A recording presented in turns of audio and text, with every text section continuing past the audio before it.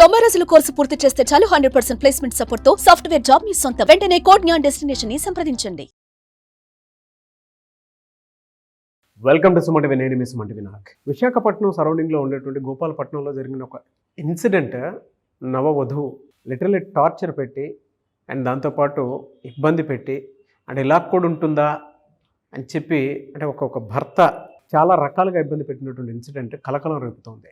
అయితే వీటికి సంబంధించినటువంటి పూర్తి ఇన్ఫర్మేషన్ ఏంటి, లీగల్గా కూడా ఇటువంటివి అంటే జనరల్గా చాలామంది ఫేస్ చేసేటువంటి వాళ్ళు ఉంటారు. భార్యని చాలామంది ఎక్కువగా టార్చర్ పెడుతూ ఉంటారు. అంటే శారీరకంగా నాకు ఈ విధంగా సుఖం ఇస్తేనే ఇలా ఉంటుందనేటువంటి దాంతో టార్చర్ పెట్టేటువంటి వాళ్ళు ఉంటారు. సో లీగల్గా ఇటువంటి వాటికి రెమెడీ ఏమైనా ఉందా అనేది ఈరోజు మనతో పాటు హైకోర్టు అడ్వకేట్ అలాగే రవీంద్రనాథ్ గారు ఉన్నారు. అది వారి మాట్లాడి తెలుసుకుందాం. నమస్కారం సార్. నమస్తే అండి నాగరాజు గారు. సార్, మనం రెగ్యులర్గా చూస్తూ ఉంటాం అంటే కొన్ని ఇన్సిడెంట్స్లో ఎలా ఉంటుంది అని అంటే ఎక్కడో జరిగినా కూడా బట్ ఇలా కూడా ఉంటారా అన్న విధంగా ఉంటుంది. అదే గోపాలపట్నంలో జరిగినటువంటి ఒక ఇన్సిడెంట్. సో దీనికి సంబంధించి పూర్తి వివరాలు ఏంటి, దీనికి రెమెడీ ఏంటి లీగల్గా? విశాఖపట్నంలో ఉన్నటువంటి 92వ వార్డు గోపాలపట్నంలో ఒక పెళ్ళైన 11 నెలల తర్వాత నిన్న ఒక ఆమె పేరు వసంత తను సూసైడ్ చేసుకొని చనిపోయారు. కొన్ని రహస్యాలు బయట పెట్టడం జరిగింది బంధువులు. పెళ్ళైన తర్వాత కూడా అతనికి ఒకసారి పెరాలసిస్ స్ట్రోక్ వచ్చిందని, దాని తర్వాత అతనికి నరాల బలహీనత ఎక్కువగా ఉండడం వల్ల అతను కొన్ని వయాగ్రా ట్యాబ్లెట్స్ వాడాడని చెప్తూ ఆ కంపెనీ హిమాలయ కాన్ఫిడో అని ఒక ట్యాబ్లెట్స్ వాడాడట. ఆ కంటిన్యూగా వాడుతూ ఆమె మీద కంటిన్యూగా ఆమెను ఫోర్సిబుల్గా చేస్తూ అన్యాచురల్ సెక్స్ అన్నది ఆమెతో బలవంతం చేసేవాడు. ఆమె ఏజ్ కూడా 24 ఇయర్స్. సో ఇది పోలీసులు కూడా వివరాలు తెలిపారు దీనికి సంబంధించి. దానివల్ల ఆమె టార్చర్ తట్టుకోలేక ముఖ్యంగా పోర్న్ వీడియోస్ చూస్తూ అందులో ఎలా ఉంటుందో యాస్టీజ్ అట్లానే అసహజ శృంగారం తనతో చేయమని చెప్పి ఆమెను అన్ని రకాలుగా మానసికంగా శారీరకంగా కూడా ఆమె అనేక రకాలుగా బాధ పెడుతూ ఉండేవాడని, ఈ సందర్భంగా ఈ విషయం సంబంధించి గడిచిన కొద్ది రోజులుగా వాళ్ళ మధ్య తీవ్ర వాగ్వాదం అయిన తర్వాత పెద్దలు పిలిచి మందలించినప్పటికీ కూడా ఆయన దీన్ని తట్టుకోలేక అయినప్పటికీ కూడా మరలా వెళ్ళి అదే పనిగా తనతో చేయడం వల్ల ఆమె చనిపోయింది రీసెంట్గా. దీనికి సంబంధించి బంధువులు ఏదైతే ఆరోపించారో అవి ఇప్పుడు చర్చనీయాంశంగా మారాయి. అంటే ముఖ్యంగా ఇటువంటి కేసు ఏదైతే ఇప్పుడు నేను చెప్తుంటే అసహజ శృంగారం అంటే మనకి సెక్షన్ 375 చెప్తూ ఉంటుంది. 375 అన్నది రేపు. అదేవిధంగా సెక్షన్ 377 అంటే భార్యకి ఇష్టం లేకుండా ఆమెతోటి చేసినటువంటి అన్యాచురల్ సెక్స్ అంటారు. దాన్ని యాక్చువల్గా అన్యాచురల్ సెక్స్ అంటారు, అసాల్ట్ సెక్స్ అంటారు. ఇటువంటి ఆమెతో చేయడం ఎంతవరకు కరెక్ట్ అనే విషయం మీద సుప్రీంకోర్టు మీద దీని మీద కూడా తీవ్ర జడ్జిమెంట్స్ కూడా ఉన్నాయి. అయితే ఈ కేసుగా రిలేటెడ్ వర్తించన్నది అక్కడ పోలీసులు దీని మీద పూర్తిగా విచారణ చేసి దాని తర్వాత అందులో ఉన్నటువంటి నిజాలు వెలికి తీసిన తర్వాత మాత్రం తెలుస్తుంది. మరి ఆ కారణం రీత్యా ఈవిడ చనిపోయిందని ఆరోపిస్తున్నది ఇది నిజంగా ఆరోపణైనా లేకపోతే నిజంగా అది కారణం అన్నది పోస్ట్ మార్టం నివేదిక కూడా ఇంకా రావాలి. నివేదిక వచ్చిన తర్వాత తదుపరి పోలీసులు కూడా విచారిస్తారు. అయితే ఈ సెక్షన్ ప్రత్యేకంగా నేను చెప్పినట్టు 377 అండ్ సెక్షన్ 375 ఏం చెప్తుందంటే అసహజ శృంగారం, అన్యాచురల్ సెక్స్ అన్నది.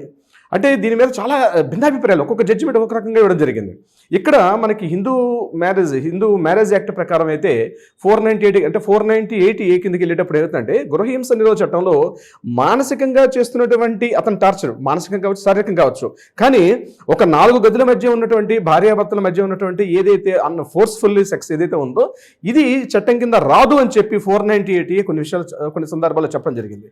ఇది కాకుండా హిందూ మ్యారేజ్ యాక్ట్లో మాత్రం ఏదైతే భర్త మ్యారేజ్ అయిన తర్వాత ఇటువంటి ఇన్సల్ట్ చేసినా అంటే అసాల్ట్ చేసినా ఫోర్సిబుల్ చేసినా సరే అక్కడ ఆ చట్టం ప్రకారం అయితే అది అనేక రకాలుగా కూడా రేప్ అని 375, 377 కూడా తీసుకుంటారు. దీనికి సంబంధించిన కొన్ని శిక్షలు కూడా ఉంటాయి. అయితే దీని మీద భిన్నాభిప్రాయాలు ఉన్నాయి. జడ్జిమెంట్స్ కాపీస్లో కూడా మన తెలంగాణ హైకోర్టు కానీ లేకపోతే కొన్ని కోర్టులు ఇచ్చేటువంటి సైటేషన్స్ మనం చూసినట్టయితే రకరకాల జడ్జిమెంట్స్ ఉన్నాయి. సో రీసెంట్గా సుప్రీంకోర్టు కూడా ఒక కేసు మీద ఇవ్వడం జరిగింది. ఇదే కాకుండా ఇంకా రీసెంట్గా మరొక కేసు చెప్తాను. తెలంగాణ క్యాడర్ చెందినటువంటి ఐఏఎస్ ఆఫీసర్ ఆయన సందీప్ కుమార్ ఝా అని చెప్పి ఆయన ఒక ఐఏఎస్ ఆఫీసర్. రీసెంట్గా ఇతను యాక్చువల్గా ఛత్తీస్గఢ్ సంబంధించిన వ్యక్తి.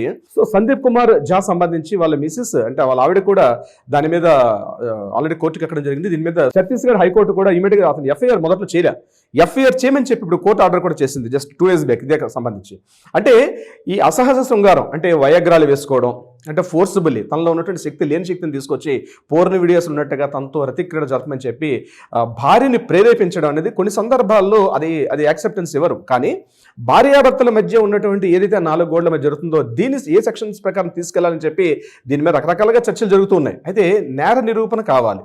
నేర నిరూపణ కావాలంటే 2 గదుల్లో జరిగింది. నేర నిరూపణ ఎట్లా చేస్తారు అంటే ఆవిడ ప్రత్యక్షంగా వచ్చి చెప్పాలి. ఇక్కడ మీరు ఇప్పుడు మనం మాట్లాడుతున్న గోపాలపట్నం కేసు విషయానికి వచ్చినట్లయితే తను చనిపోయింది.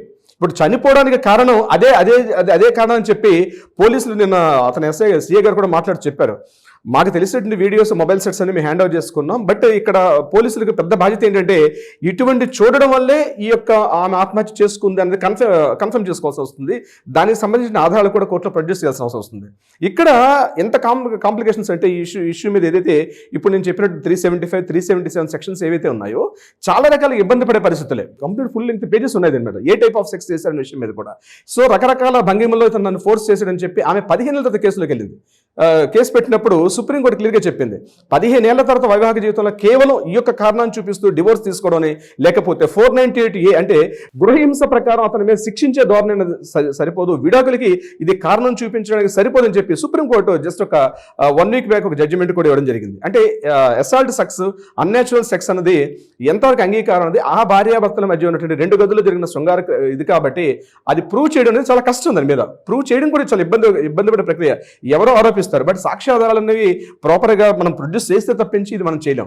ఇప్పుడు ఇక మనం గోపాలపట్నం విషయానికి వచ్చినట్లయితే ఇక్కడ బంధువులు ఆరోపిస్తున్నట్టుగా అతను కంటిన్యూగా టాబ్లెట్స్ వాడుతున్నాడని చెప్పి దానికి సంబంధించి ఎవ్రీ మంత్ అందులో మార్నింగ్ 2 టాబ్లెట్స్, ఈవినింగ్ 2 టాబ్లెట్స్ వేసుకుంటారు. అది కేవలం మల్టీవిటమిన్ క్యాప్సూల్స్ అని చెప్పి వాళ్ళ పేరెంట్స్ కి చెప్పడం జరిగింది. కానీ అవి మల్టీవిటమిన్ క్యాప్సూల్స్ కావు, తనలో పొటెన్షియాలిటీ కోసం అని చెప్పి అతను వాడుతున్నాడు అని చెప్పి కూడా ఆరోపిస్తున్నారు. సో అవన్నీ కూడా నిజానిజాలన్నీ కూడా అవన్నీ కూడా కోర్టులో పోలీసులకి పెద్ద ఛాలెంజింగ్ ఈ టైప్ ఆఫ్ కేసెస్ అని. ఈ టైప్ ఆఫ్ కేసెస్ పోలీసులు నిజంగా ఛాలెంజింగ్ కేసెస్, ఇది ప్రూవ్ చేయగలగాలి. బట్ ఏదేమైనప్పుడు కూడా వాళ్ళ చుట్టూ బంధువులు చెప్తున్నటువంటి ఆరోపణలు అయితే ప్రకారం చేస్తున్నారు. బట్ ఇది నిజమా కాదు? అతను చేసే వృత్తి కూడా ఎలక్ట్రీషియన్ వర్క్ అంటారు. దానికి సంబంధించి ఎలక్ట్రీషియన్ వర్క్ అంటే కంప్లీట్గా అతను ఇంతకుముందు ఎలక్ట్రికల్ డిపార్ట్మెంట్లో పోల్స్ ఎక్కడం దిగడం కూడా చేసేవాడు. సమ్ ఏదో డ్యామేజ్ అయ్యి అప్పటి నుంచి కూడా అతను ఇంపార్టెంట్ విషయం 2 సార్లు కూడా ఆవిడ గర్భస్రావం జరిగిందని కూడా చెప్పడం జరిగింది. సో పిల్లల కోసం అని చెప్పి తను ఈ వర్క్ చేశాడని కూడా వీళ్ళ తరపు ఎవరు చనిపోయారంటే ఈ బంధువులు అంటే అబ్బాయి తరపు ఉన్నటువంటి బంధువులు ఏం చెప్పడం అంటే అతనికి ఈ రకంగా డ్యామేజ్ జరిగింది, దానివల్ల అతను వాడుతున్న టాబ్లెట్స్ అని చెప్పి చెప్పడం జరుగుతుంది. టాబ్లెట్స్ వాడడం కరెక్టా కాదా? టాబ్లెట్స్ అనేవి వాడుతున్నాం. టాబ్లెట్స్ అనేవి గవర్నమెంట్ ఆథరైజ్డ్గా మనకి మెడికల్ స్టోర్స్లో మనకి అవైలబిలిటీ ఉంటాయి. అటువంటి మెడికల్ షాపుల్లో ఉన్నటువంటి అఫీషియల్గా వాళ్ళు అమ్ముతున్న మెడికల్ షాప్స్లో కొని దానిని వాడుకోవడం, అతను ఎక్కడో వేరే రకంగా యూజ్ చేయట్లేదు, తన భార్యతో శృంగారం కోసం ఇంపార్టెన్షియల్ లేకుండా తను వాడుతుంది. అది కరెక్టా కాదండి? దీని మీద చర్చలు, విచారణలు, డిస్కషన్స్ అంతా అయిన తర్వాత జడ్జిమెంట్ అయితే వచ్చింది.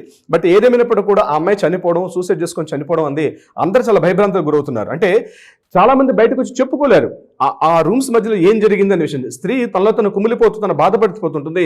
ఈవెన్ తన పేరెంట్స్ దగ్గర కానీ తన బ్రదర్స్ దగ్గర కానీ ఈ విషయాలు చెప్పుకోలేదు. ఎందుకంటే పెళ్ళైన తర్వాత అది ఒక లైంగిక క్రియ అండ్ భార్యాభర్తల మధ్య ఒక కార్యక్రమం కాబట్టి చెప్పుకోవడానికి ఇబ్బందులు పడుతుంటారు భార్యాభర్తల విషయంలో, ముఖ్యంగా లేడీస్.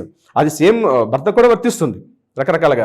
సో చనిపోవడం అంటే దీనికి యాక్చువల్గా దీనికి సొల్యూషన్ కాదు. కాబట్టి ఏం జరిగిందండి నేర విచారణలో బయటకు వస్తే గానీ మనకి విలువలోకి వచ్చే అవకాశాలు అయితే చూద్దాం ఏ విధంగా ఉంటుందనేది. నిజంగా చాలా జుగుప్సాకరం ఇటువంటి ఇన్సిడెంట్స్ జరగడం అనేది, అండ్ బాధాకరం కూడా. ఏ విధంగా ఉంటుందనేది ఫర్దర్గా చూద్దాం. Thank you so much Ravindranath గారు. Thank you so much Nagaraj గారు.